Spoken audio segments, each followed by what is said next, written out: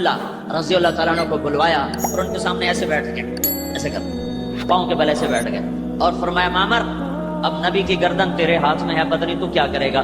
یہ مہاجرین میں سے ہیں اور آپ کے نائی کا کام کیا کرتے تھے۔ تو انہوں نے فرمایا یا رسول اللہ یہ تو معمر کے بھاگ جاگے کہ وہ نبی کی خدمت کے لیے مقرر ہو گیا، میری کیا ہستی اوقات ہے۔ اس وقت آپ کے بال بڑے لمبے لمبے بال تھے، تو آپ نے دائیں طرف کے بال سارے منڈوا کر سامنے ابو طلحہ انصاری کھڑے تھے، ان کو سارے کے سارے ان کو دے دیے، اور پھر بائیں طرف کے بال منڈوا کر صحابہ میں تقسیم کر دی، کسی کو ملا کسی کو نہ ملا۔ اس کے بعد آپ نے غسل فرمایا، کپڑے بدلے اور کھانا پکنے کا انتظار کیا۔ جب وہ کھانا پک گیا تو اس میں سے آپ نے شوربہ بھی پیا، گوشت بھی کھایا۔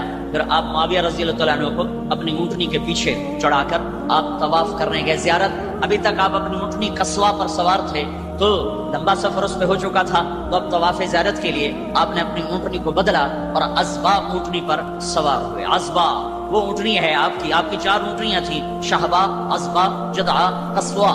آپ کی اونٹنی عصبہ جس دن آپ کا انتقال ہوا تھا تو وہ ایک دم رونے لگی اور روتے روتے روتے اس کی جان نکل گئی، مر گئی۔ اسے کیسے پتا چلا کہ آج اللہ کا نبی دنیا سے چلا گیا ہے؟ آپ کا ایک گدھا تھا جس کا نام یعفور تھا، یعفور۔ جب اللہ کے نبی فوت ہوئے تو انہیں چیخنا شروع کر دیا اور مدینے کی گلیوں میں پاگلوں کی طرح بھاگ رہا ہے اور چیخ رہا ہے، بھاگ رہا ہے، چیخ رہا ہے۔ آخر ایک کنویں میں جا کے چھلانگ لگائی اور جان کی بازی ہار گئی۔ اللہ، جس پر جانور قربان ہو اسے امت نے بھلا کے رکھ دیا ہے۔ سارا برے والا چھان برا ہی بن کے رہ گیا اور اللہ کے محبوب کی پاک زندگی کتابوں میں رہ گئی۔ آپ نے اپنی اونٹنی بدلی، عصبہ نے طواف زیارت فرمایا، وہاں نماز پڑھائی، اور اس کے بعد اگلے دن دوبارہ یہ سنانے تھے، تھوڑا سا پیچھا میں نے پچھلا آپ کو سنایا ہے۔ اگلے دن یہ سورت نازل ہوئی، اذا جاء نصر اللہ والفتح۔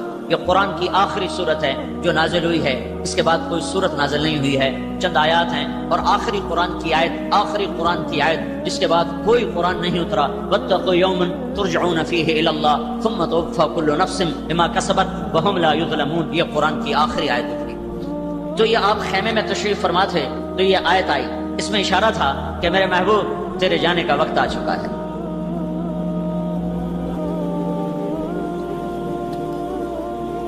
تیرے جانے کا وقت آ چکا ہے۔ فسبح بحمد ربک واستغفر، تیاری کرو۔ تو آپ اس دن نکلے ایک دم اس آیت کے اترنے کے بعد، اس سورت کے اترنے کے بعد، اور آپ نے جمرات کی رمی فرمائی، پہلا اور دوسرا اور تیسرا، ہر جمرے کو رمی، ہر شیطان کو رمی کرنے کے بعد آپ بیت اللہ کی طرف منہ فرما کے دعا مانگی آپ نے، اور یہ دعا اتنی دیر مانگی جتنی دیر میں سورہ بقرہ پڑھی جاتی ہے۔ سورہ بقرہ یہ کوئی پونے گھنٹے کی دعا آپ نے مانگی۔ پھر دوسرے شیطان کو کنکر مارے، پھر کوئی پونے گھنٹے کی دعا مانگی، پھر تیسرے شیطان کو کنکر مارے، پھر مجمع آپ کے کچھ ساتھ تھا، کچھ خیموں میں تھا، تو آپ وہاں اپنی اونٹنی پر تشریف فرما ہوئے۔ ابو بکر رضی اللہ تعالیٰ عنہ آپ کی اونٹنی کے ایسے نیچے کھڑے تھے، ایسے منہ کے نیچے، اور اونٹنی کا لعاب ابو بکر کے کندھے پر گر رہا تھا، یوں گر رہا تھا، انہوں نے ایسے اونٹنی کی نکیل کو پکڑا ہوا تھا۔ تو اس میں اللہ کے نبی نے یہ جملہ بولا، ایھا الناس عسى الا تلقوني بعد عامی ھذا۔ جو درد ہے اس جملے میں تمہیں بتا نہیں سکتا ہوں۔ ہائے، مرنے والا جب حسرت سے دیکھتا ہے اپنی اولاد کو تو وہ جو بولتا ہے وہ الفاظ نہیں ہوتے، وہ دوری دھار کا خنجر ہوتا ہے جو قلب و جگر کو چیر کے رکھ دیتا ہے۔ تو آپ کو نظر آ گیا تھا کہ میرے رب نے میرے روانہ ہونے کا اعلان کر دیا ہے، تو سامنے اپنا گلشن تیار ہے، جیسے مالی گلشن کو دیکھتا ہے جو چھوڑنا پڑ رہا ہو تو کیا اس کی حسرت ہوتی ہے۔ اس ایک جملے میں جو حسرتیں ہیں میں اس پر رو تو سکتا ہوں، میں اسے الفاظ میں نہیں لا سکتا۔ ایھا الناس عسى الا تلقوني بعد عامی ھذا۔ لوگو یہ میری تمہاری آخری ملاقات ہے، آج کے بعد تم مجھے دیکھ نہ پاؤ گے۔ اس 11 تاریخ کے خطبے میں اب جب مینا میں عرفات میں جب آپ کو کسی بات کی ضرورت پڑتی تھی تو ربیہ بن خلف یہ آپ کے قریب کھڑے تھے تو آپ ان سے کہتے ربیعہ لوگوں سے کہو اللہ کا رسول یہ کہہ رہا ہے. ان کی آواز بلند تھی تو کہتے لوگوں اللہ کا رسول یہ فرما رہا ہے. لیکن آج جذبات اور جدائی کا غم اور جذبات محبت اور شفقت اور فراق اتنا کچھ اکٹھا ہو گیا تھا کہ جوش میں آپ کی آواز بلند ہوئی اور کسی ترجمان اور کسی کو کہنے کی ضرورت نہیں تھی. 4 میل لمبی وادی ہے مینا کی. مزدلفہ کے ابتدا اور مینا کے آخری کنارے تک اللہ کے نبی کی آواز بغیر سپیکر کے جا رہی تھی. اور سننے والے جو سامنے کھڑے تھے وہ بھی ایسے سن رہے تھے جیسے آخری خیمے والا. خیموں میں بیٹھی عورتوں نے سنا. سارے آدمی تو ساتھ نہیں آئے تھے کنکر مارنے, کچھ ساتھ آ گئے تھے, کچھ خیموں میں تھے, عورتیں بھی مرد بھی بوڑھے بھی. تو آپ کی آواز اتنی بلند ہوئی ہے جوش میں جذبات میں کہ مینا کے آخری کنارے تک اور پہاڑوں کی چوٹیوں تک آپ کی آواز پھیل رہی تھی. اور اس میں آپ نے یہ جملہ 3 دفعہ دہرایا فَلْيَبَلِّغِ الشَّاهِدُ الْغَائِبُ. میرا پیغام آگے پہنچا دو, میرا پیغام آگے پہنچا دو, میرا پیغام آگے پہنچا دو. اور یہی 11 تاریخ کو آپ نے کہا, 10 کو نہیں یہ کہا, 9 کو نہیں کہا, 11 کو کہا الا هل بلغت.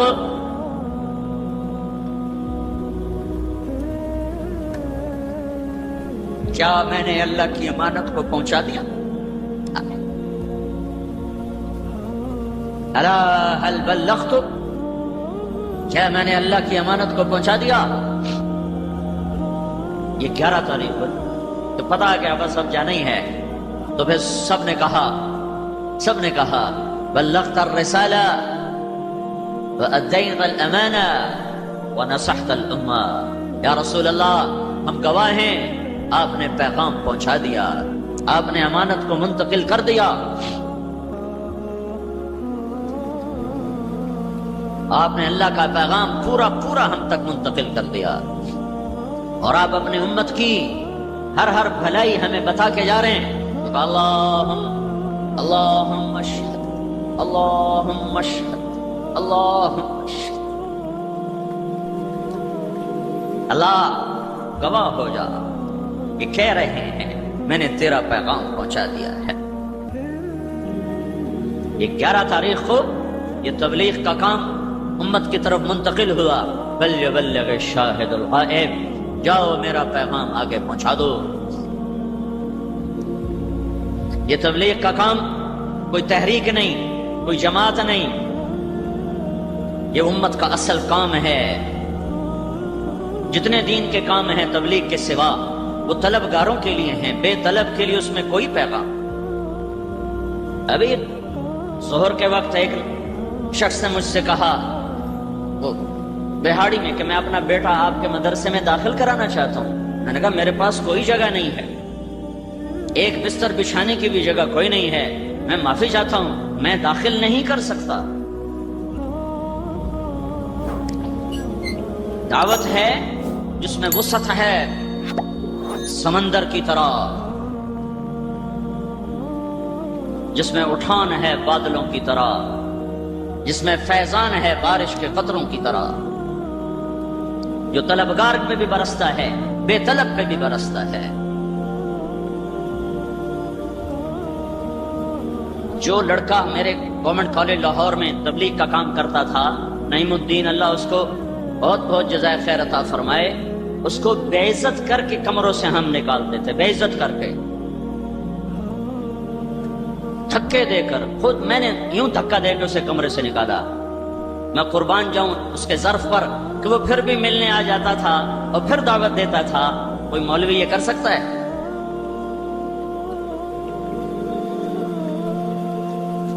کیا کام ہے, عجب کام ہے.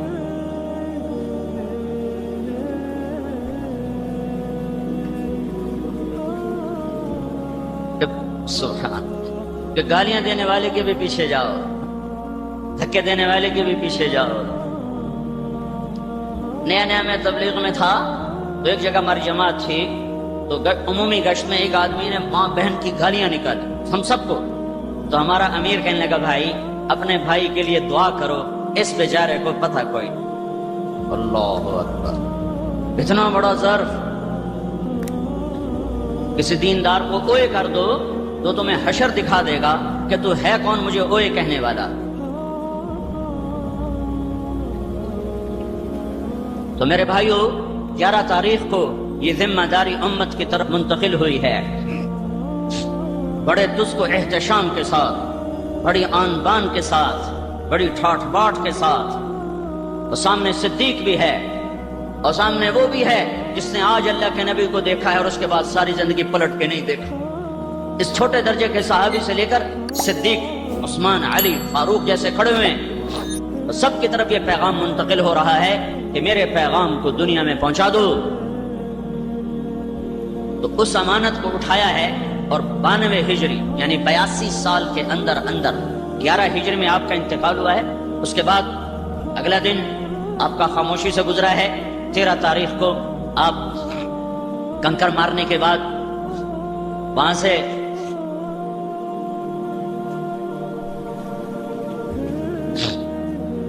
رات آپ نے وادی ابتا میں آ کے قیام کیا ہے اور تہجد کی نماز کے وقت آپ نے جا کر طواف زیارت فرمایا ہے اور پھر فجر کی نماز آپ نے حرم میں ادا فرمائی ہے اور سورہ والطور کی تلاوت فرمائی ہے. اور 14 کی صبح کو آپ مدینہ سے مکہ سے نکلے ہیں. 8 دن کے بعد آپ مدینہ پہنچے ہیں اور اس کے بعد 12 ربیع الاول کو آپ دنیا سے تشریف لے جاتے ہیں. 29 ربیع الاول کو 29 صفر، محرم صفر، یہ مہینہ 29 کا تھا. آپ کو عصر کی نماز کے بعد جنت البقیع سے واپسی پر ایک جنازے کی شرکت میں آپ کو سر درد ہوتا ہے.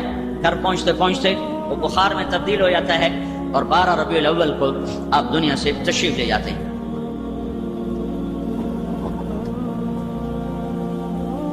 آپ کے جانے میں 5 دن باقی ہیں. 5 دن باقی ہیں تو آپ فرماتے مجھے غسل دیا جائے. آپ کو غسل دیا گیا 7 کنوؤں کے پانی سے.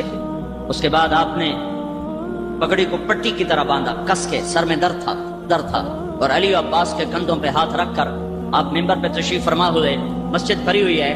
آپ نے فرمایا لوگو میں ایک زمانہ تم میں گزار کے جا رہا ہوں. میں نے کسی کا حق مارا ہو، میں نے کسی کو تھپڑ مارا ہو، میں نے کسی کو بے عزت کیا ہو تو یہ میں حاضر ہوں، مجھ سے بدلہ لے لو. آخرت میں میرے خلاف دعویٰ نہ کرنا. یہاں میں حاضر ہوں، میرا مال، میری جان، میری آبرو، یہاں بدلہ لینا تو لے لو، آخرت میں میرے خلاف دعویٰ نہ کرنا. تو صحابہ مسجد میں چیخ چنگاڑا مچ گیا. لیکن آپ یہ مسلسل مطالبہ فرماتے رہے اور ادھر سے مسلسل آہ و بکا کی آواز تھی. پھر آپ ممبر سے اترے، آپ نے ظہر کی نماز پڑھائی اور ممبر پر بیٹھ کر پھر آپ نے اپنی بات کو دہرایا کہ میں حاضر ہوں، مجھ سے بدلہ لینا ہے لے لو، کوئی مطالبہ ہے تو کر لو. تو ایک صحابی کھڑے ہوئے، یا رسول اللہ آپ نے میرے 3 روپے دینے. 3 روپے. تو آپ نے فرمایا کس بات کے دینے ہوں گے، پر کس بات کے ہیں؟ تو اس نے عرض کی یا رسول اللہ ایک سائل آیا تھا تو آپ کے پاس تھے نہیں تو آپ نے مجھے فرمایا تھا تو آپ کی جگہ میں نے دیے تھے. کہا ہاں ٹھیک ہے. اور آپ نے کہا فضل عباس کے بیٹے بڑے، فضل میرا قرضہ تمہارے ذمہ ہے. کہا یا رسول اللہ میرے ذمہ ہے. اس کے بعد آپ تشریف لے گئے ہیں اور آپ نماز کے لیے آ رہے ہیں. جمعرات کو عشاء کی نماز کے لیے آپ اٹھے اور پوچھا نماز ہو گئی؟ کہا جی آپ کا انتظار ہے. آپ اٹھنے لگے تو غش کھا کے گر گئے. پھر تھوڑی دیر بعد ہوش آیا تو آپ نے فرمایا نماز ہو گئی؟ کہا یا رسول اللہ آپ کا انتظار ہے. پھر آپ اٹھنے لگے، پھر غش آ گیا، پھر بستر پر گر گئے. پھر تیسری دفعہ اٹھے، پھر فرمایا نماز ہو گئی؟ کہ نہیں یا رسول اللہ آپ کا انتظار ہے. تو پھر آپ نے فرمایا ابو بکر سے کہو کہ وہ نماز پڑھائے. آج نبی کے مصلی پر غیر نبی کھڑا ہونے والا ہے. دنیا کی تاریخ میں یہ پہلی دفعہ ہونے لگا ہے کہ نبی کی جگہ پر غیر نبی آنے والا ہے. غیر نبی تو ایویں نہیں آ سکتا، بغیر انتخاب کے نہیں آ سکتا. تو ابو بکر پچھلی صفوں میں تھے، عمر پہلی صف میں تھے. تو لوگوں نے یوں سمجھا کہ نماز پڑھانی ہے، انہوں نے عمر رضی اللہ عنہ کو مصلی پہ کھڑا کر دیا. تو عمر رضی اللہ عنہ کی اللہ اکبر. تو اللہ کے نبی چارپائی پہ لیٹے اٹھ کے بیٹھ گئے اور اندر سے زور سے پکارا عمر کو پیچھے کرو اور ابو بکر کو آگے کرو. اب اللہ الا ان یکون ابا بکر، میرے رب نے کہا ہے میرے مصلی پر ابو بکر کے سوا کوئی نہیں کھڑا ہو سکتا. اب اللہ الا ان یکون ابا بکر، میرے مصلی پر ابو بکر کے سوا کوئی نہیں کھڑا ہو سکتا. تو عمر کو نماز چھڑوا کے پیچھے کیا گیا اور ابو بکر صدیق کو آگے کیا گیا. ابو بکر رضی اللہ تعالیٰ عنہ نے عشاء کی نماز پڑھائی اور جمعے کی 5 نمازیں پڑھائیں اور ہفتے کی 5 نمازیں پڑھائیں اور اتوار کی 5 نمازیں پڑھائیں 15 اور پیر کی فجر پڑھائی 16 اور جمعرات کی عشاء 17۔ ہفتے کے روز آپ ظہر کی نماز پر حضرت علی اور عباس کے کندھے پر ہاتھ رکھ کر مسجد میں تشریف لائے۔ ابوبکر ایسے نماز پڑھا رہے ہیں، ادھر سے اللہ کے نبی کی آمد محسوس ہو گئی کہ آ رہے ہیں، تو ابوبکر یوں پیچھے ہٹنے لگے کہ اللہ کے نبی پڑھائیں اور میں پیچھے ہو جاؤں، تو آپ نے ہاتھ کا اشارہ کیا کہ کھڑے رہو۔ تو ابوبکر کھڑے ہو گئے تو اللہ کے نبی آئے اور الٹی طرف ابوبکر کے یہاں ساتھ بیٹھ کر آپ نے ابوبکر کے پیچھے ظہر کی نماز پڑھائی اور یہ عملی طور پر اعلان کیا کہ میرے بعد میرا نائب ابوبکر ہے۔ آپ نے واضح کیوں نہیں کہا کہ میرے بعد ابوبکر ہے؟ تو ایک حدیث میں آتا ہے صحابہ نے کہا یا رسول اللہ آپ اپنا نائب تو مقرر فرمائیں، تو آپ نے فرمایا اگر میں زبان سے مقرر کر دوں اور تم اس کی نافرمانی کرو تو تم پہ اللہ کا عذاب آئے گا، لہذا میں یوں نامزد نہیں کرتا، اللہ خود اسے نامزد کر لے گا جس کے لیے وہ طے کر چکا ہے۔ تو نمازوں کے ذریعے سے ایک اشارہ ہو گیا کہ میرے بعد ابو بکر ہے۔ 12 ربیع الاول آ گئی پیر کی صبح، 7 جون 633 عیسوی 11 ہجری، فجر کی نماز کے لیے آپ ابو بکر نماز پڑھا رہے ہیں، حضرت انس پہلی صف میں ہیں، تو آپ نے ایسے کھڑکی کھولی یوں اور اپنی صحابہ کو ایک نظر دیکھا، تو حضرت انس فرماتے ہیں کہ نماز کے اندر ہی ہم سب یوں اللہ کے نبی کو دیکھ لیں، یہی بھول گئے کہ ہم نماز میں کھڑے ہیں، ہم سب یوں اللہ کے رسول کو دیکھیں، آیا کیا منظر ہوگا۔ نظروں سے نظریں چار ہوئیں اور آپ نے پردہ گرا دیا، یہ آخری جھلک تھی امت کے لیے، اور پھر آگے کی روانگی ہو گئی ہے، اور کوئی 10 سے 12 بجے کا وقت ہے کہ جبریل اندر آتا ہے، آ جانے کا انداز اداس غمگین سا ہے، وہ کہتا ہے یا رسول اللہ موت کا فرشتہ دروازے پہ پہنچ چکا ہے اور اندر آنے کی اجازت چاہتا ہے۔ تو آپ نے ارشاد فرمایا آ جائے۔ حضرت عائشہ کے گھر میں آپ ہیں، آخری 7 دن آپ نے حضرت عائشہ کے گھر گزارے، آپ نے شادیاں تو کی لیکن عدل کا دامن نہیں چھوڑا، شادی کی اجازت پر عدل کے ساتھ، اگر ظلم کرے گا تو بڑی سے بڑی تہجد نمازیں روزے حج زکات کرتا ہوا بھی جہنم کی آگ میں چلا جائے گا۔ تو آپ روزانہ پوچھتے، حضرت عائشہ کے گھر سے بیماری شروع ہوئی اور اگلے دن گزرا حفصہ، اگلے دن گزرا ام حبیبہ، اگلے دن گزرا ام سلمہ، اگلے دن گزرا میمونہ، تو آپ روزانہ کہتے کل کس کی باری ہے، کل کس کی باری ہے۔ تو اس سے ساری امہات کو اندازہ ہو گیا کہ اللہ کے نبی عائشہ کے پاس ٹھہرنا چاہتے ہیں۔ تو جب حضرت میمونہ کے گھر پہنچے اور آپ نے فرمایا کل کس کی باری ہے، تو پھر ساری بیگمات جمع ہوئیں، کہا یا رسول اللہ ہماری طرف سے اجازت ہے، آپ عائشہ کے گھر میں قیام فرمائیں۔ تو آپ نے اپنے اختیار کو استعمال نہیں کیا، امت کو پیغام دیا کہ یوں عدل کیا جاتا ہے۔ تو پھر آپ حضرت علی اور عباس کے کندھے پر ہاتھ رکھ کر آپ حضرت عائشہ کے گھر تشریف لے گئے، پھر وہاں سے پھر اللہ کے پاس گئے ہیں، باہر نہیں نکلے۔ تو اس وقت جب ملک الموت آیا ہے تو آپ حضرت ام عائشہ کے سینے پر یوں سر رکھے، نیم دراز تھی اس کی ساتھ، یہ گال حضرت عائشہ کے یہاں سینے پر یہاں رکھا، اور حضرت عائشہ بیٹھی ہوئی تھی اور یہاں آپ کا سر سینے سے لگایا ہوا تھا۔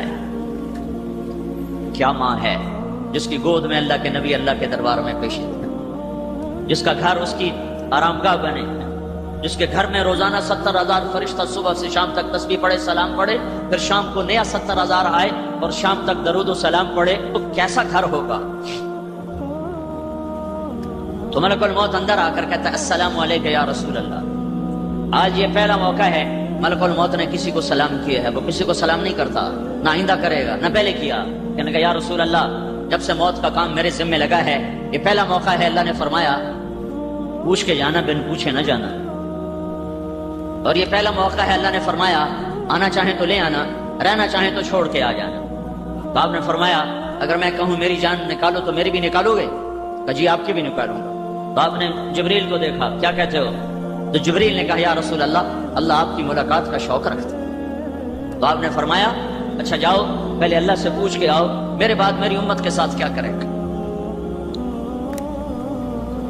یہ نہیں فرمایا جاؤ پوچھ کے آؤ میرے بعد حسن حسین کے ساتھ کیا کرے گا، حسین کو تو ان قریب ذبح کیا جانے والا ہے اور اس کا سر نیزے پہ چڑھنے والا ہے، اور میرا خاندان بوٹی بوٹی ہونے والا ہے، اس کا خون پانی کی طرح بہنے والا ہے، اس کو نیزوں پہ چڑھا کے پھرایا جانے والا ہے، تو جاؤ پوچھ کے آؤ میرے بعد میری اولاد کے ساتھ کیا کرے گا۔ اولاد کو اللہ کی تقدیر کے حوالے کر دیا۔ تھوڑی دیر پہلے ملک الموت کے آنے سے پہلے حضرت فاطمہ کو بلایا، پیار کیا، سینے سے لگایا، اس کے کان میں فرمایا میں جا رہا ہوں بیٹی، میں جا رہا ہوں۔ تو رونے لگی، پھر ان کا کان اپنے پھر سینے پر سر رکھ کر کہا رو نہیں، رو نہیں، میرے بعد سب سے پہلے تیری میری ملاقات ہو۔ 6 مہینے بعد حضرت فاطمہ کا بھی انتقال ہو۔ پھر حسن حسین کو بلایا، دونوں کو یوں لے لیے، ایک ادھر ایک ادھر، اس طرح، اور دونوں کو پیار کر رہے ہیں اور خاموش آنسو بہ رہے ہیں، خاموش آنسو بہ رہے ہیں، پیار کر رہے ہیں رو رہے ہیں، پیار کر رہے ہیں رو رہے ہیں، مسلسل رو رہے ہیں، مسلسل رو رہے ہیں کہ آگے نظر آ رہا تھا کہ یہ کس طرح سر کٹوا کے نیزے پہ چڑھے گا۔ واہ یا رسول اللہ، کمال ہی کر دے۔ پھر علی کو بلوایا اور ان کا سر اپنی گود میں رکھا اور ان کی کمر پہ سے ہاتھ پھیرتے رہے اور دعا دیتے رہے۔ پھر ان کو بھی رخصت کر دیا۔ اب آیا ہے میرے رب کا پیغام، تو جبریل سے کہہ رہے ہیں اللہ سے پوچھ کے آؤ میرے بعد میری امت کے ساتھ کیا کرے گا۔ یہ نہیں کہہ رہے اہل بیت کے ساتھ کیا کرے گا، کہ وہ اللہ کی تقدیر کے سپرد، جا پیغام، جا میرا پیغام دے میرے رب کو، میرے بعد میری امت کے ساتھ کیا کر۔ تو اللہ کا پیغام آیا کہ میرے محبوب میں تیرے بعد تیری امت کو تنہا نہیں چھوڑوں گا، ساتھ دوں گا، میرا ان پہ سایہ رہے گا۔ تو آپ نے فرمایا الآن قرت عینی، اب میری آنکھیں ٹھنڈی ہیں، اللہم الرفیق الاعلی، یا اللہ اب مجھے اپنے پاس بلا لے۔ مجھے میرے رب کی عزت کی قسم، اگر اللہ کا نبی یہ سوال نہ اٹھاتا تو آج میں اور آپ بھی بندر خنزیر ہوتے، یا پتھروں میں دبا دیے جاتے، یا ہواؤں سے اڑا دیے جاتے، یا پانیوں سے بہا دیے جاتے، یا زمین میں دھسا دیے جاتے، یا آگ سے جلا دیے جاتے، یا صاعقہ برستی، یا بجلی کڑکتی، یا بادلوں سے آگ برستی اور ہم خس و خاشاک ہوتے یا راکھ ہوتے۔ جیسے اللہ نے پہلی قوموں کو کبھی بندر بنایا، کبھی خنزیر بنایا، کبھی پانیوں میں بہایا، کبھی ہواؤں سے اڑایا، کبھی زمین میں دھسایا، کبھی پتھروں کی بارش میں دبایا۔ میرے اور میرے رب کا کیا رشتہ ہے؟ بیچ میں محمد مصطفیٰ کے آنسو ہیں، فریادیں ہیں، آہ ہے، نالے ہیں، رات کا رونا دھونا ہے۔ ان کے آنسوؤں کو دیکھ کر میرے رب نے کہا اچھا تیری امت کے ساتھ وہ نہیں کروں گا جو پہلو کے ساتھ کیا۔ اگر یہ اس وقت نہ ہوتا تو میں اور آپ بھی انسان نہ ہوتے، کوئی اور نسل شکل میں نظر آ رہے ہوتے۔ الان قرت عینی اللہم الرفیق الاعلی، اے اللہ میری آنکھیں ٹھنڈی ہیں، اب مجھے اپنے پاس بلا لے، میرا کام ہو گیا۔ پھر جاتے وقت بھی امت کو ہی نصیحت فرمائی ہے، سارے دین کا خلاصہ 2 باتیں، الصلاۃ وما ملکت ایمانکم، اے میری امت ایک نماز نہ چھوڑنا، اور آپس میں سلوک رکھنا، ماتحتوں سے سلوک رکھنا، غریبوں سے سلوک رکھنا، آپس کا سلوک نہ خراب کرنا۔ حجۃ الوداع کا سارا خطبہ اخلاق ہیں، اخلاق، نماز کا ذکر نہیں، روزے کا ذکر نہیں، تسبیحات کا ذکر نہیں، تلاوت کا ذکر نہیں، عبادات کا ذکر نہیں۔ عرفات کا اور مینا کے دونوں 10 کا 11 کا 9 کا یہ تینوں خطبیں ساری کتابوں سے ڈھونڈ کر جب میں نے اس کا خلاصہ نکالا ہے تو سارے کا سارا اخلاق پر ہے، عبادات پر نہیں ہے، اخلاق پر ہے کہ سب سے زیادہ یہ امت گھاٹا کھائے گی، اخلاق میں گھاٹا کھائے گی۔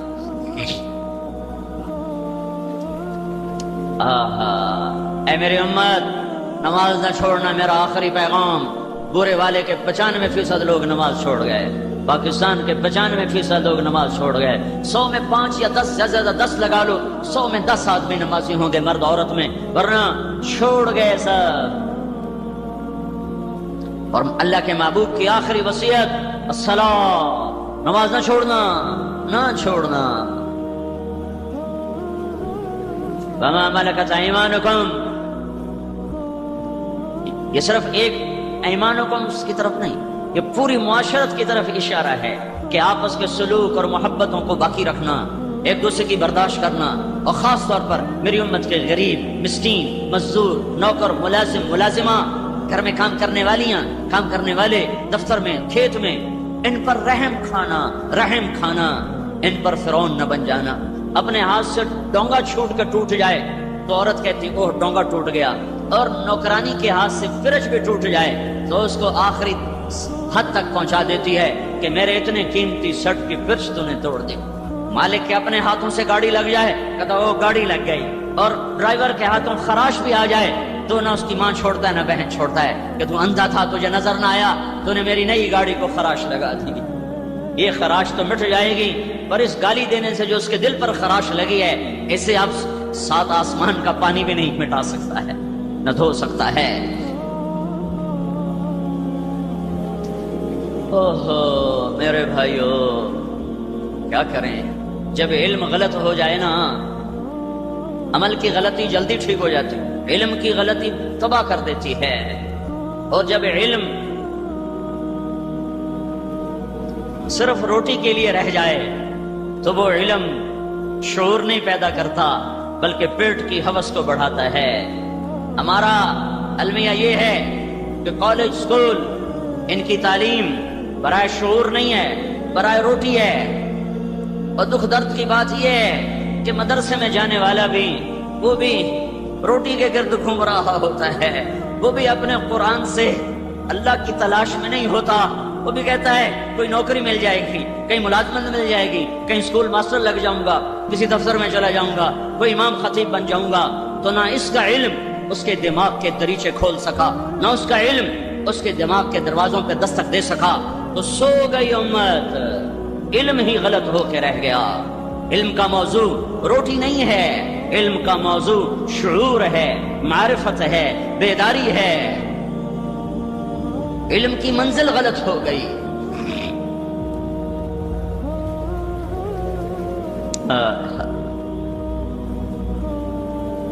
تو میرے نبی نے دنیا سے جاتے بھی دعوت ہی دیتا چلا گیا ہے، دعوت ہی دیتا، الصلاۃ وما ملکت ایمانکم، جاتے جاتے بھی تبلیغ ہو رہی ہے، جاتے جاتے بھی دعوت دی جا رہی ہے، اور پیغام دیا جا رہا ہے کہ مرتے مرتے بھی کرتے جاؤ، اللہ کا پیغام سناتے جاؤ۔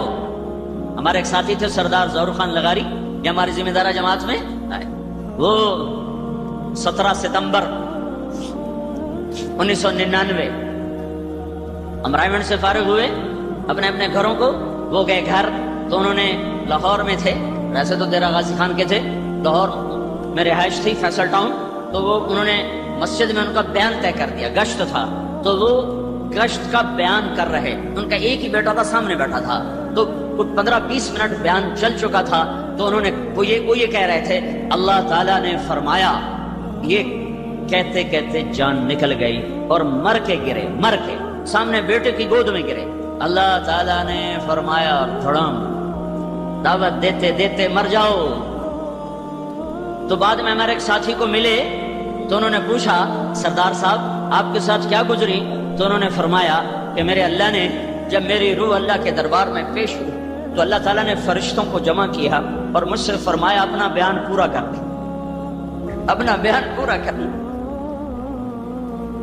دنیا کا بھی سردار اور آخرت کا بھی سردار ہے، سردار ظہور خان لغاری ہے، اللہ نے دنیا کا بھی سردار بنایا تھا، قبیلے کے سرداروں میں سے تھے، اور آخرت کا بھی سردار بنایا کہ ظہور چل اپنا بیان پورا کر، یہ میرے فرشتے تیرے آگے ہیں۔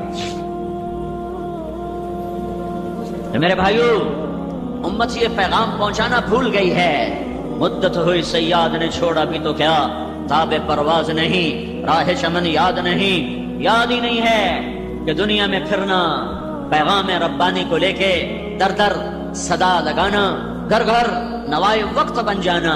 ہم ہیں نوائے وقت، اخبار نہیں ہے نوائے وقت، ہم ہیں صدائے زمانہ، ہم ہیں نوائے زمانہ۔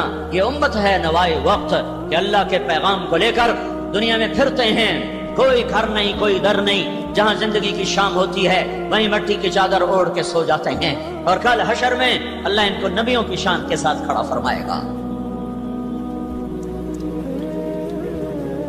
علم غلط ہو گیا، روٹی، علم کا موضوع بھی کبھی روٹی رہا ہے، کبھی علم کا موضوع بھی نوکری رہا ہے۔ علم کا موضوع شعور ہوتا ہے، شعور ختم کہ درویشی بے عیاری ہے، سلطانی بے عیاری۔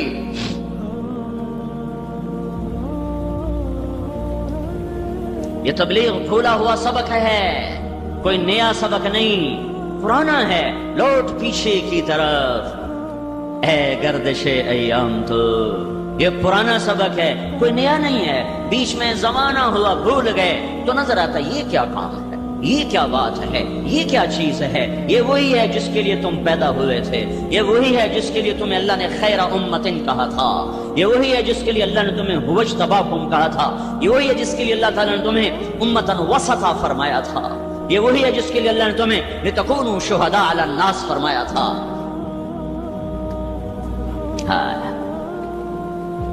یہ امت واسطہ ہے، واسطہ. وَكَذَلِكَ جَعَلْنَاكُمْ أُمَّةً وَسَطًا. ساری تفسیروں میں اس کا ترجمہ ہے اعتدال والی امت. اعتدال، ہم نے تمہیں اعتدال والی امت بنایا. لیکن وسطہ کا لفظ اپنے اندر ایک اور مطلب بھی رکھتا ہے، واسطہ. وسطہ بے معنی واسطہ. واسطہ دو چیزوں کو جوڑنے کے لیے جو درمیان کی چیز ہوتی ہے اس کو کہتے ہیں واسطہ. تو میں جبوتی میں بیان کر رہا تھا، جبوتی افریقہ کا ملک، اجتماع تھا، بیان کر رہا تھا. عرب بھی آئے تھے، ایک عرب عالم بھی موجود تھے وہاں. تو میں نے اس کا ترجمہ کیا کہ ہم نے تمہیں امت واسطہ بنایا ہے. اعتدال کی بجائے میں نے ترجمہ کیا ہم نے تمہیں امت واسطہ بنایا ہے کہ تم جیسے نبی اللہ اور بندوں میں واسطہ ہوتے تھے اور بندوں کو اللہ کا پتہ بتاتے تھے. تو اے پورے والا کے ایمان والو اور اے ہند سندھ کے ایمان والو، اب تم نبیوں کے بعد امت واسطہ ہو. اب جو جیسے نبی واسطہ بنتے تھے اب ان کی جگہ تم میرے اور میرے بندوں کے درمیان واسطہ ہو. بیان کے بعد وہ عرب عالم میرے پاس آ گئے، کہنے گے یہ مطلب تو نے کہاں سے بیان کیا؟ میں نے کہا یہ چھوڑو میں نے کہاں سے بیان کیا ہے، اب یہ بتاؤ کہ عربی زبان میں اس کی گنجائش ہے کہ نہیں ہے؟ کہنے کے گنجائش تو ہے اور بہت خوبصورت ہے، اور اعتدال کے مطلب سے یہ زیادہ خوبصورت ہے، لیکن یہ قرآن ہے، اس میں احتیاط ضروری ہے.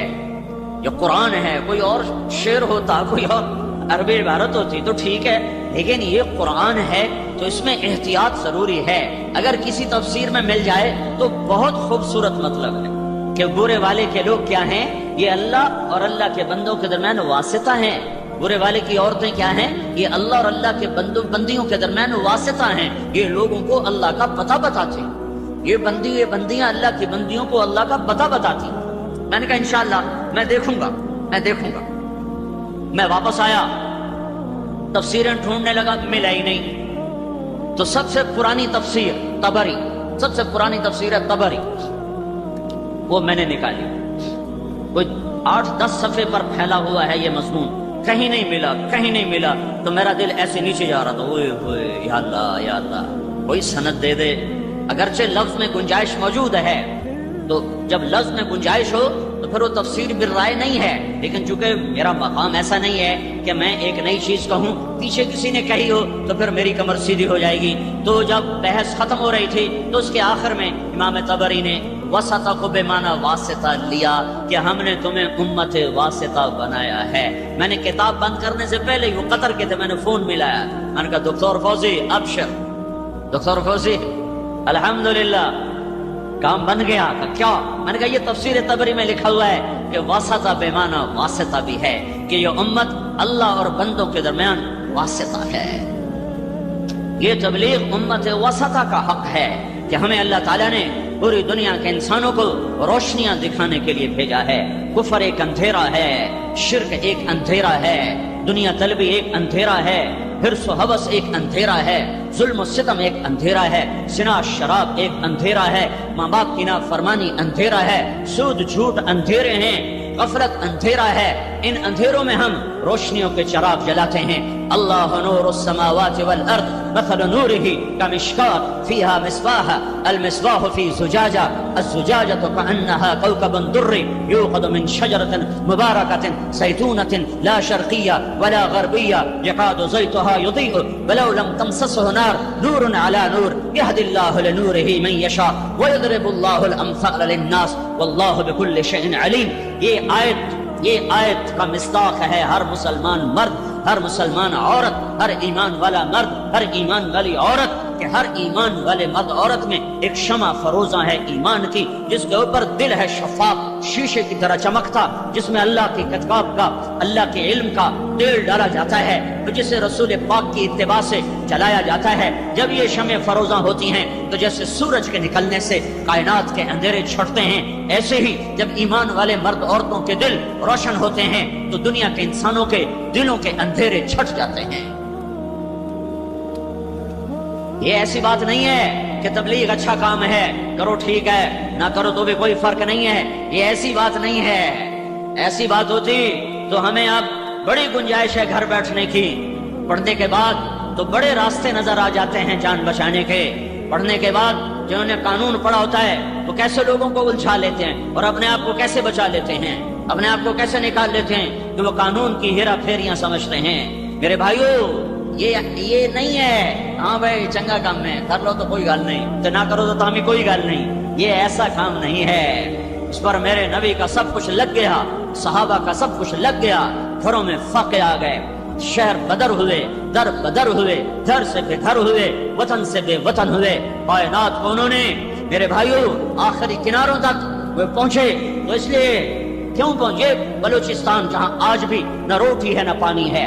11 ہجری میں پنجگور تک اسلام پہنچا, 18 ہجری میں قلات تک اسلام پہنچا, اور حضرت علی کے دور میں قلات سے لے کر سبی تک. آج بھی میں ابھی وہاں سے میرا چلہ چل رہا ہے, بلوچستان کا سفر کیا ہے, آج بھی انسان نظر نہیں آتے.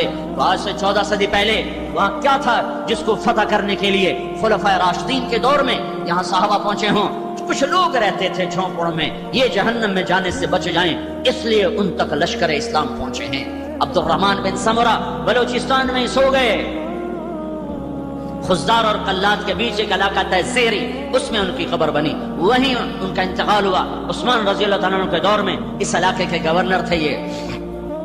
بھائیو یہ تو اس امت کا مقصد تھا, مقصد اسی کوئی بات نہیں, مستحب ہے, تبلیغ مستحب ہے. جب علماء سے سنتا ہوں تو میرا کلیجہ چر جاتا ہے.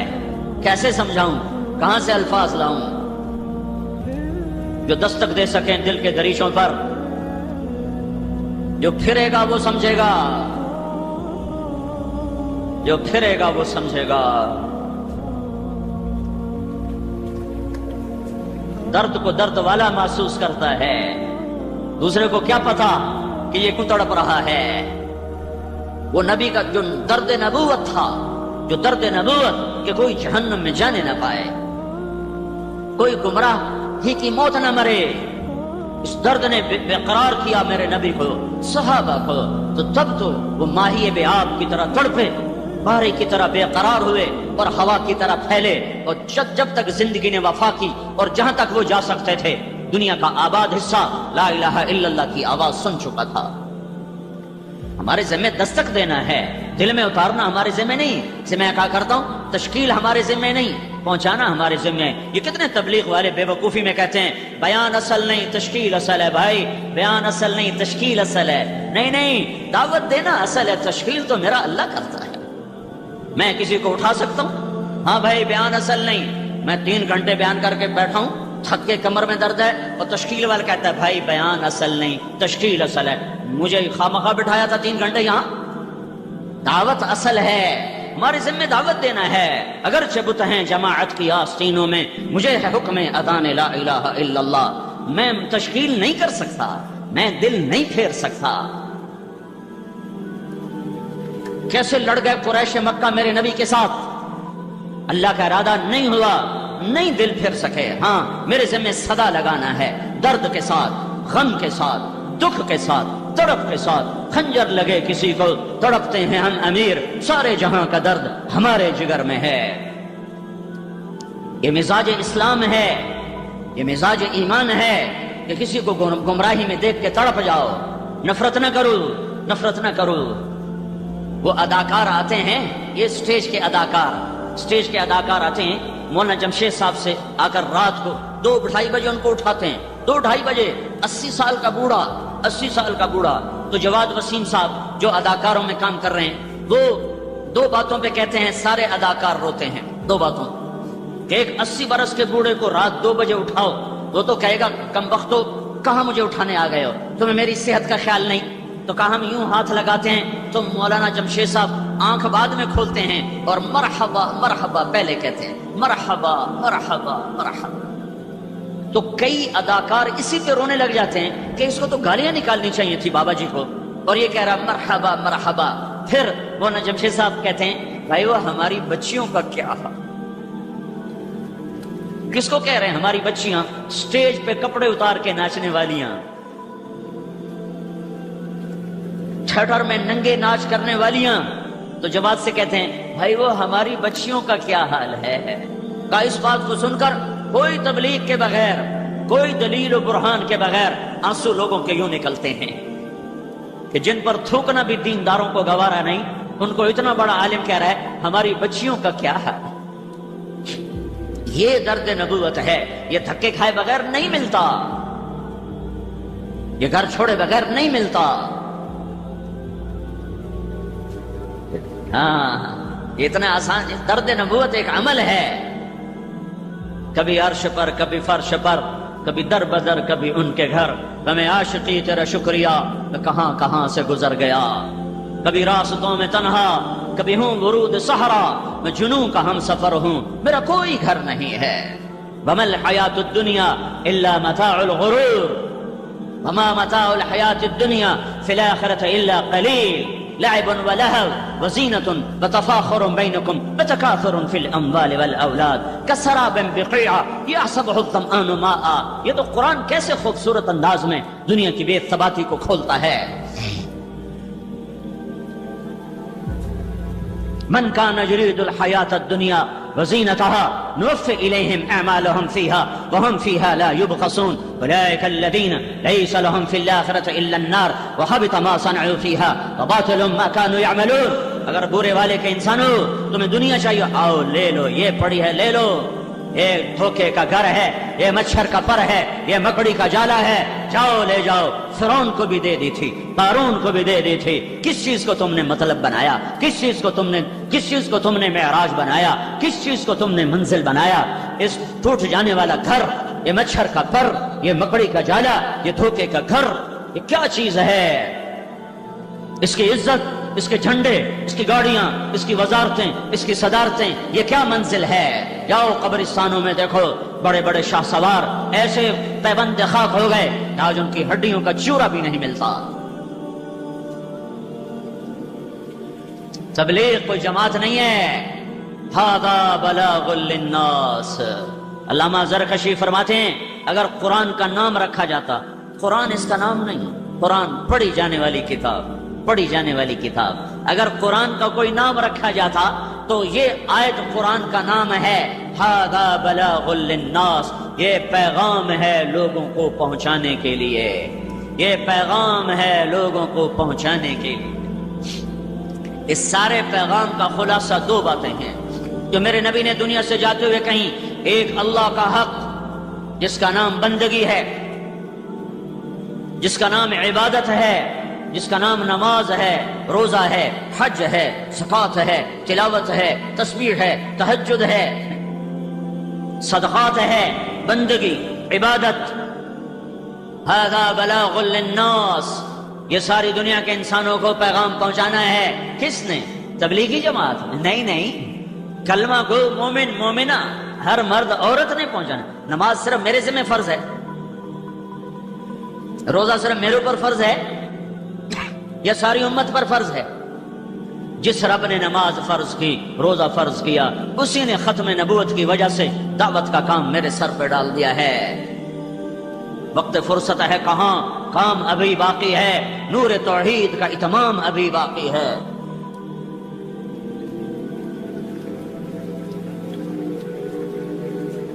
اللہ تعالیٰ کی بتائی ہوئی زندگی کے پر چلنے والے ہی سکھ پاتے ہیں، اس کو چھوڑنے والے ہلاک ہو جاتے ہیں۔ مال و دولت، سیم و زر، جام و مینا، کچھ نہیں انہیں کام آتا۔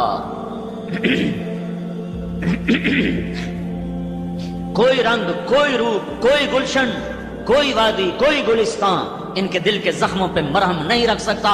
دل کا پھمبا، دل کے زخم کا مرہم صرف اللہ اس کے رسول کا تعلق ہے، اللہ اس کے رسول کی محبت اور اس کی اطاعت ہے۔ تو میرے محبوب صلی اللہ تعالی علیہ وسلم کی تعلیمات کو پہنچانا ہے۔ ساری تعلیمات دو ہیں، دو۔ ایک اللہ کا حق جس کا نام عبادت ہے، ایک بندوں کا حق جس کا نام اخلاق ہے۔ ایک اللہ کا حق جو حقوق اللہ، ایک بندوں کا حق جو حقوق العباد۔ ایک بندگی حی علی الصلاۃ، دوڑو نماز کی طرف۔ سارا برے والا اذان پہ بند ہو جائے، عورتوں کے چولہے بند ہو جائیں اور مصلے آباد ہو جائیں، دکانیں بند ہو جائیں، دفتر بند ہو جائیں، عدالتیں بند ہو جائیں اور اللہ کا گھر آباد ہو جائے۔ پورے والی کی مسجدیں مرثیہ خواہ ہیں اور شکایت کر رہی ہیں کہ یہاں نمازی ہیں ہی نہیں، برائے نام ہے یہ چھوٹی چھوٹی ڈبہ نما مسجدیں، یہ چھوٹی چھوٹی مسجدیں یہ بتا رہی ہیں کہ یہاں نمازی تھوڑے ہیں، بے نمازی زیادہ ہیں۔ اگر یہاں نمازی ہوتے تو مسجدیں اتنی چھوٹی ہوتی۔ یہ مسجدوں کا حجم بتا رہا ہے کہ غافلوں سے شہر آباد ہے، بیدار دنیا سے رخصت ہو چکے ہیں۔ تو میرے نبی کی تعلیم جو آگے پہنچانی ہے، دو ایک اللہ کا حق، وہ بندگی، وہ نماز، وہ روزہ، وہ حج، وہ زکوٰۃ، یہ جان کا حق عبادت اور مال کا حق زکوٰۃ، اللہ کے نام پہ خرچ کرنا۔ اللہ کو بخیل سے نفرت ہے، ساری زندگی کا تہجد گزار ہو، سارے دن کا روزے دار ہو، اگر وہ بخیل ہے تو اللہ کا دوست نہیں بن سکتا۔ سخی شیطان کہتا ہے مجھے عبادت گزار سے ڈر نہیں لگتا، مجھے سخی سے ڈر لگتا ہے، سخی سے، چاہے فاسق ہی کیوں نہ ہو، مجھے سخی سے ڈر لگتا ہے۔ سامری جس نے بچڑا بنایا اور بنو اسرائیل کو پوجا پہ لگایا اور 70,000 نے اس کو سجدہ کر لیا اور اللہ تعالیٰ نے حکم دیا کہ انہیں قتل کرو، فاقتلوہم، انہیں قتل کرو۔ جب انہیں قتل کیا گیا اور سامری پکڑا گیا تو میرا اللہ سفارشی بن گیا، موسیٰ سامری کو قتل نہ کرو، یہ اپنی موت آپ مر جائے گا۔ یا اللہ یہ کم وقت تو ذریعہ بنا ہے تو آپ کہہ رہے ہو میں اسے قتل نہ کروں، کیوں؟ کہا موسیٰ یہ سخی ہے کم وقت، اس کی سخاوت کی وجہ سے میرا اسے قتل کرنے کو جی نہیں ہے، یہ اپنی موت آپ پہ مر جائے گا۔ تو سخاوت ایک منافق کو قتل سے بچا گئی۔ منافق جو کافر سے بھی بڑا کافر ہوتا ہے، اس کی سخاوت اسے قتل سے بچا گئی۔ اگر ایمان والا مرد عورت سخی ہوگا تو اللہ کی کیا محبت اس کی طرف متوجہ ہوگی، کیا رحمتیں متوجہ ہوں گی۔ زکوٰۃ دینے والا سخی نہیں ہوتا، بخیل بھی نہیں ہوتا، وہ اصحاب الاعراف ہوتا ہے کہ وہ زکوٰۃ دینے سے بخیلوں سے نکل جاتا ہے، سخیوں میں شامل نہیں ہوتا۔ عشر ادا کرنے سے ذمہ دار بخیلوں سے نکل جاتا ہے، سخیوں میں شامل نہیں ہوتا ہے۔ وہ سخیوں میں شامل ہوتا ہے جو 2.5 روپے کو 3 کر دے، 2.25 کر دے، وہ سخیوں میں شامل ہوتا ہے۔ جو 20ویں من کا 1 من پر 1 سیر بڑھا دے، 1 چھٹانگ بڑھا دے، 1 پاؤ بڑھا دے تو سخیوں میں نام آ گیا۔ یہ پیغام پہنچانا ہے، لوگوں کو اللہ کے گھر تک لانا ہے۔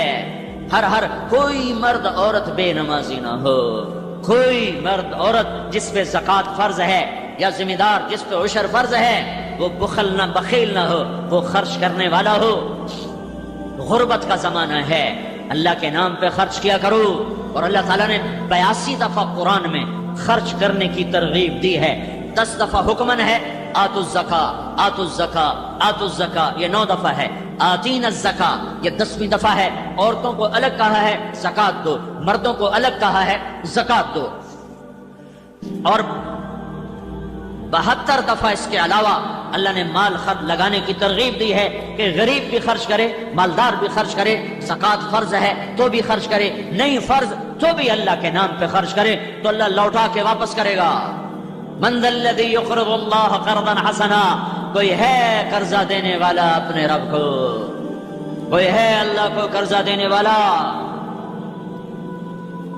جب یہ آیت اتری تو ایک صحابی پاس بیٹھے ہیں، یا رسول اللہ ہم سے قرضہ مانگتا ہے، کیوں؟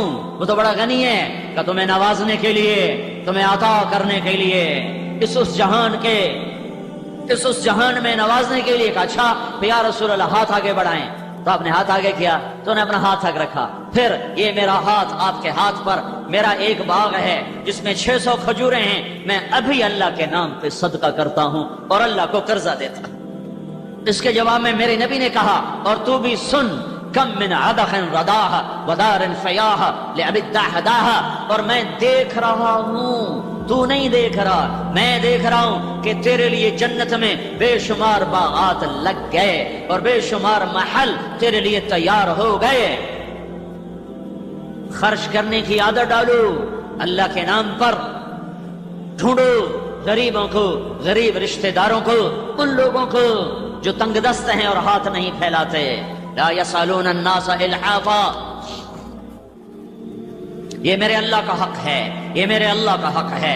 بندگی، نماز اور روزہ اور حج اور زکوٰۃ اور ایمان یہ بنیاد ہیں، یہ پیغام پہنچانا ہے میں نے، آپ نے، پوری دنیا کے انسانوں نے، پوری دنیا کے انسانوں تک، پوری امت عرب و عجم۔ دوسرا حق ہے اللہ کے بندوں کا، اللہ کا بنیاد، اس کے بغیر عمارت نہ کھڑی ہو سکے گی۔ وہ ماتھا قیامت کا دن بڑا بد نصیب ہوگا جو زمین پہ ٹکنے سے محروم رہا۔ وہ ہاتھ قیامت کے دن بڑے بد نصیب ہوں گے جو اللہ کے دربار میں بندھنے کی سعادت سے محروم رہے۔ وہ زبان بڑی بد نصیب ہوگی جو سبحان ربی الاعلی کا نغمہ گانے سے محروم ہو گئی۔ میرے نبی سے صحابہ نے پوچھا یا رسول اللہ، ہم آپ کو حشر میں آپ ہمیں کیسے پہچانیں گے؟ اتنا زیادہ رش ہوگا، اتنا مجمع ہوگا، آپ کیسے پہچانیں گے؟ فرمایا اگر ماتھا سفید اور پاؤں سفید گھوڑا کالے گھوڑوں میں شامل ہو جائے تو پہچانا جائے گا کہ نہیں؟ کہا جی پہچانا جائے گا۔ کہ قیامت کے دن جو تم وضو کرتے ہو، وضو اس کی وجہ سے قیامت کے دن تمہارا چہرہ روشن ہوگا، تمہارے ہاتھ روشن ہوں گے، تمہارے پاؤں روشن ہوں گے، تو میں تمہیں پہچان لوں گا کہ یہ میری امت ہے۔ جو پورے سال میں عید کا سجدہ بھی نہ دیتا ہو وہ کیسے پہچانا جائے گا؟ جو 8ویں دن سر پہ ٹوپی رکھ کے جمعہ پڑھنے جا رہا ہو یہ کیسے پہچانا جائے گا؟ کہ اللہ کی روٹی 8ویں دن کھاتے ہو، اللہ کی ہواؤں سے 8 دن کے بعد نفع اٹھاتے ہو، اللہ کے پانیوں کو 8ویں دن پیتے ہو، اللہ کا دیا ہوا رزق 8ویں دن استعمال کرتے ہو۔ کہ جمعے کو نمازی بڑھ گئے اور فجر کی نماز میں ایک صف ہو گئی۔ کیا فجر کی نماز اور رب نے فرض کی ہے اور جمعے کی نماز اور رب نے فرض کی ہے؟ جس رب نے جمعے کے لیے بلایا اسی نے فجر، ظہر، عصر، مغرب، عشاء پہ بلایا۔ وہ دیکھ رہا ہے کون سر جھکا رہا ہے اور کون باغی ہو رہا ہے۔ کوئی چھوٹا عمل نہیں ہے، اس امت کی پہچان ہے۔ جعلت قرۃ عینی فی الصلاۃ، میری آنکھوں کی ٹھنڈک نماز ہے۔ کربلا قائم ہے، اہل بیت کا خون آج پانی کی طرح بہ رہا ہے، سر در کٹ رہے ہیں۔ کائنات کے افضل ترین انسان آج وہ تیروں کی زد میں ہیں، نیزوں کی زد میں ہیں، بھیڑیوں کے نرغے میں ہیں، اور سوال کا وقت ہوتا ہے، سورج ڈھلتا ہے اور حضرت حسین رضی اللہ تعالی عنہ اپنے لشکر کے دائیں ہاتھ کے سردار زہیر بن القیم رضی اللہ عنہ کو بلاتے ہیں اور فرماتے ہیں جاؤ ان کوفے والوں سے کہو تھوڑی دیر کے لیے جنگ بند کرو، ہمیں نماز پڑھنے دو۔ آئے ہائے، نہ پڑھتے تو کیا تھا، اور نہ پڑھتے تو کیا تھا؟ نماز تو اللہ کی رضا کے لیے ہے نا، جنت کے لیے ہے نا، تو اللہ تو پہلے ہی راضی ہو چکا ہے اور جنت تیار ہو چکی ہے۔ جنگ شروع ہونے سے پہلے ایسے میں حسین کو نیند آ گئی، اونگ آ گئی، آنکھ کھلی تو مسکرانے لگے، ہنسنے لگے۔ تو بہن زینب نے پوچھا بھائی کیوں مسکرائے ہو؟ فرمایا خواب میں اللہ کے نبی آئے ہیں، فرما رہے ہیں بیٹا میں تمہیں لینے کے لیے آ چکا ہوں، میں آ چکا ہوں لینے کے۔ تو اب اگر نماز نہ پڑھتے تو کیا حرج تھا؟ لیکن پھر پورے والے کی امت کو پیغام کیسے